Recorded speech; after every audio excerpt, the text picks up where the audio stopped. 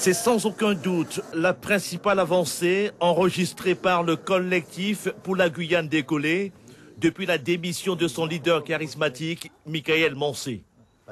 Après plusieurs heures de débat, les meneurs du mouvement ont salué à l'unanimité une annonce de la ministre des Outre-mer. Très important, l'État a acté dans sa contre-proposition le fait qu'il n'y aurait aucune poursuite judiciaire, pénale et financière envers toutes les personnes qui ont participé de près ou de loin à ce mouvement-là, ainsi que les membres du collectif, quelles que soient les associations, les personnes individuelles ou les corporations qui sont dedans. Depuis quelques jours, une épée de Damoclès était suspendue au-dessus de la tête de chaque personne qui tenait les barrages. Afin d'engager contre elle des poursuites pour entrave à la circulation, le procureur de la République avait entrepris de réunir des éléments de preuve. Coup de théâtre. Le préfet ne voit pas de mauvais œil l'abandon de cette procédure.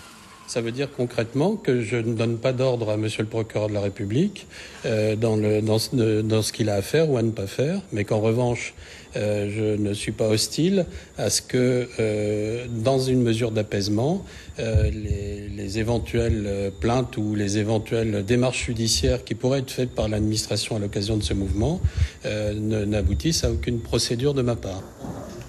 En échange, le préfet appelle à la levée immédiate des barrages. Pour lui, il est temps que la vie redémarre pleinement en Guyane.